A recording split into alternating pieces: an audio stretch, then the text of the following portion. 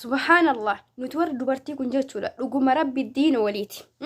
intala kana miidiyaa irratti dhageettan jedhee yaada hiriyyaa isii dirhama 50 jechuun waan xiqqoo isinitti fakkaatin qarshii birrii meeqa jechuu qarshii biyya keenyaatitti dirhama 50 irraa fuutee gaafa isiin maallaqan kunaa kan jettee gaafattuuf jechuudha viidiyoo shaaworii keessatti jechuudha kaameraa shaaworii keessa galfatte video isin gaafa shaaworii seente namni gaafa shaaworii seene qaama ofirraa uffata ofirraa baafatee qaama ofii dhiqate jechuudha qulqullina ofiitiif jecha kaameratti ofiitiidhaan dura achi keessa galfatte waan ta'eef qaama isii guutuu waraabbattee gaafa isin maallaqa kana naa kan jettuuni oguu ati maallaqa kana na gaafatte viidiyoo kan sooshaal miidiyaa irra gadhiisaa jettee sodaachisaa turte jechuudha ammoo ni ajaa'iba jechuudha keessattuu nu dubartiin jechuudha dhugaa rabbii diina waliiti akkamitti qaama kan kee amma mucaan kuni qaama isii baasa jette malee qaamni kun qaama isiiti wanni isii adda jiru hin jiru jechuudha qaama ofirraa qabu kana gaafa nama bakka biraa nama baasuudhaaf walii gadi fidu inni dheeraallee inni dhalaallee jechuudha waa addaa hin taane kamatu ofirraa qabdu kaman ofirraa qabu kana kama rabbi hunda keenyaaf kenne kana maalitu viidiyoo raabbatuudhaan nama salphisuudhaan sadarkaa kana waliin xiqqeessu nama geessaadha nuti warri dubartii lakka lakka walirraa haateenu dhugaa rabbii walirraa haateenu numa koo wal jibbullee numa koo wal erbullee wal baruudhaafillee hin jarjarra wal dhabuufillee hin jarjarra nama jibbuudhaafillee jaalachuudhaafillee waa hunda keessatti qabatama hin qabnu jechuudha waa hunda keessa dhaabbata dhabnee jira jechuudha warri dubartiidha an kana hojii of keessa qabateen anillee sunuma keessa jira kanaaf yaa obboleettiiti yaa nama tokko haqa kan keetii osoo haqa kan keetii irratti akkas goote osoo intalli kun maallaqa 50 sirraa fuute jechuudha haqa dafqa kan keetii dadhabde 50 miti 10 sirraa fuute maallaqa kiyya haga naagalchitutti viidiyoo kan kee kana yoo naagalchi maallaqa viidiyoo kan kee kana ol baasettee osoo doorsiste bu'aadhaa jedhama maallaqa san galfachuudhaaf akkas gootee goshi baga isiin maa kennuufi diddee jenna nullee gaafatan jechuudha garuu haqa ishee irratti dafqa isii irratti dadhabbii isii irratti gaafa abbaa humnaa taate abbaa irree taate waa lamaadhaan jechuudha mucayyoo kan waa lamaadhaan mite jalqaba maallaqa irraa nyaachuudhaan dafqa isiitidhaan wanna maallaqa sanii oli ammoo awuraa isii qaama isii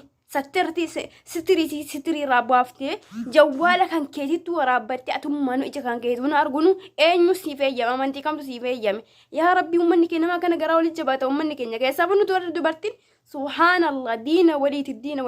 dhugaa rabbii hiriyyaa yeroo amma jechuudha isii maallaqa dhuftee sirraa liqeeffachuu dhuftee amanin isii huqubiidha jettee sitti dhuftee amanin dhugaa siin jedha obboleettii keessaa ijoolleen keenya warri dhiyeenya biyyarraa bahartan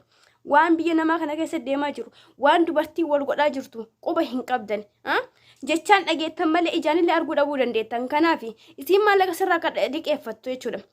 amanteetti kennin qilee seentee haa fidattu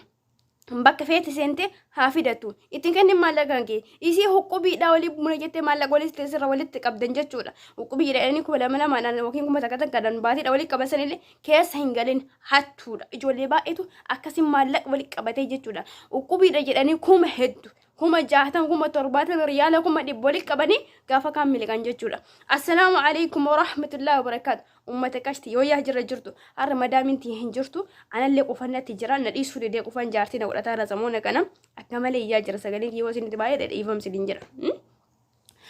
waa samoona kana haaseen beennedhaaf miira keessa gale aareellee xiqqoobsi namni fungaa kun dafee aara beekadna namni fungaa kun aarii hin obsu turkii deemaa bokkuma sommuu beenuu gaanii deemsan naaf fuudhee naan deemee dhugaa rabbi mi maal qaba dhugaa rabbi muu beemaa gaafa sanna argin garooti mubaarak musammaa gaafa turkii deemte san doktor ho'imaa naan gaafatin mee nu naa tolchisiisan mafunyaan kanallee amma gara oduu kiyyaatti isaa deebiin dhufa kana kafunyaan kiyyaa uumaa miti kama dheeraa fuuffatu gabaabnuutu nullee fuuffattee walti waan ta'eef walumaa galatti ijoollee keenya dubbiin dheeratee dubbii baay'isteedha farreetti fe'amuu jedha uummanni keenya obboleettii tiyya yaa qashtii kun yaa ijoollee teenya dhiyeenya biyyarraa dhuftan tawaata akka hin beekne tagaraan keessan qulqulluudha akka namni itti wal nyaatu akka namni itti wal miidhu akka namni itti wal xiqqeessu ka hin beekne yoo intalli takka dhuftee jechuudha jinnii tiyyaa maarree kiyyaa biyyarraa arrakkadhee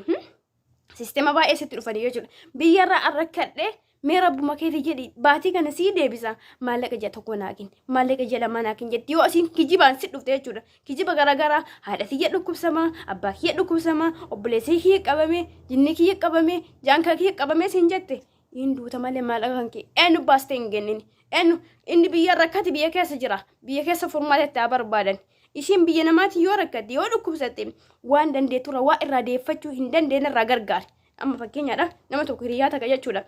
gargaaru waan tokko hiriyaa kan kee bira dhaabbachuu waan tokko garuu waa qabdu hunda fuutee harka keettee gaafa boru itti sidhaanani waa itti simiidha wayii harkaa qabaatani ati lama dhabda jechuu akka muca'oo kanaati jechuudha rabbi haqa si haa galchuuf haqa viidiyoolee haa galchuufi haqa maallaqaallee haa galchuufi walumaa galattuu jechuudha.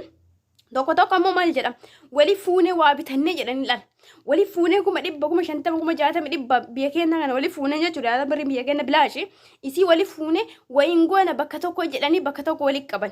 sanillee keessa hin galin wayii wajjannaa bakka tokko wali amannee maal jedhanii hin kijibdi ijoollee shamarranii keessa hin galin hattoota warri umrii asiif fite kakkanaa kun jechuudha hundaa miti garuu hundaa miti daqiiqa waa addaan baafamuu qaba hundaa miti irra caalaa isaanii hattuudha. Namni rabbi sodaatelle inuma jira. Kanaaf uf eeggadhaa ijoolleen keenya ijoolleen amma biyyarraa dhuftan. Inni biraa jechuudha karaan biraa ittiin nama saamuudhaani huqubiidha. Huqubii jedhanii maallaqa huqubii jechuun huqubii maa mitiire maal jedhama afaan oromootiin huqubii halas isni gala. Inni biraa jechuudha huqubiidha jedhanii walitti qaban. Ka itti walitti qabamu abbaa biraati. Ati namu sanuu yuko ban qabdu hiriya fuudhee si galcha hiriya kan keetitu nama ofii beektu faa keessa galcha maallaqa wali qabate gaafni maallaqa guddaa harka gahe isiin kennuun itti ulfaata abbaa rabbiin laaffisee malee abbaa rabbiin qonni isa kana keessa sodaa isaa kaa'e malee is sodaata fudhatee kuta gaafa san ati lafa baddee jirta jechuudha inni sadaffaadha jechuudha kana maal jedhanii jiru ka ergan jechuudha maallaqa oguu argatan oguu biyya argatan jechuudha dallaala haa ta'u waan garagara haa ta'u fuutanii 50 60 yookiin birri Itoophiyaa baanaa jira jechuudha 50 waan diqishoodha mee asumatti 5,000 haa ta'u 5,000 fuutee itti kennite dallaala waan isaa hin beekne dhala fuudhee itti si geessa dubartii takkatu yookiin bakka hojiitti wal agartanii yookiin waan bakka garagaraatti ergatanii hayi mootummaan ergatiin maallaqni barbii ala guddaadha ala baay'eedha jettee nama wayiti wasi barsiisti ati ayya maallaqa kan faayidaa argachuu barbaada waan ta'eef fuutee harka keettachuu maallaqa kan kee guddaa ijoollee warra sarraa dhiifama nanti afaan amaariffaa barataa dhugaa warri talaba jirtan kontiraata takkaayyuu jechuudha warri mana arabaa itti gaafatamuu mana arabaa jirtan jechuudha nama waluma baratan jechuudha akkuma dalagaa wali dhufu kana wali dhuftanii kana fuutee isin jala keettee jechuudha hattuun gaafa sanii ati waan 30 ergattu biyyaansi 35 Itoophiyaa ka alaa ergamu ta'e 5,000 san barbaadaaf jecha 30 kan kee dhabdaa jechuudha. Kanaaf waa akkasii sanirraallee of eeggadha uummanni badee jira eessa si nyaadha eessa si xiqqeessa eessa si oola roorroo jabduu jira jechuudha. Ayi mormileen mudhate akkam miira keessoo gali fungaan kun rakkoo garuu fungaa ta'uu kanatti illee gammadaa yeroo tokko miira keessa godhullee gaarii miti meeshaa ishee tuuf jennaan gaarii amma dhufee booda na biras morma keetu dhoofadha jettee nama rasiidii yaada rabbi arraba na gadhiise alhamdulillah ala kulli haal akkasi ummata qashti kanaaf of eeggadha ijoollee keenyaa jechuu barbaadeet a'uuzi billaahi ifaan baddee kiu jechuu ammaga wala kaaloo ifaan baddee ijoollee nanti dukkana keessa loomaan jedhu lafungaan ifaan baddee hizbii keenya Mariyaatiin kee akka mudhata dhiiroo ifaan baddee astaghfirullah jechuu amma ulaalu amma wala babbareetuun gurguraachi mudhachuu amma ifa bade wala amma si diwaachuu dandare jawwala takkaasina ifa jawwal muusanta na mudhisaa ramal jawwal illee badde anillee na argitan jechuu gurraachi na kiyyarraa kan ka'e gurraachi na kana keessa yoo ka'e inumaa na aan beektanii na argitan aloo isin dhageessisaa hizbii keenya maakiin tiyya daladdiifaa malee hin daladde akkasii nagaan jiraadha galas wallah oduun harka qabde ifaan maal jechuudha sila tamasii tana bijjabade moo maal jechuudha ifaan badde jechuun Itoophiyaa jira na seeti alba kiyan Itoophiyaan jiru deebi nagatti hizbii keenya oduuna keessa cabsiti wallahi ifaan astaghfirullah kun gurraachataman yalla nagataa ka waliin deebite ka ifaan tiyallee anti walla kolfinu ifaan tiyallee deebite garaagarummaa ifaan jiruu fi ifaa gunjirreedha rakkoodha beetta ay osoo filtanii jiraate filtarii kaadhe ture maal godha silkii kee filtarii qaba almuhim nagataa yaa assalaamu alaykum warahmatullahi wabarakatuh turtii gaarii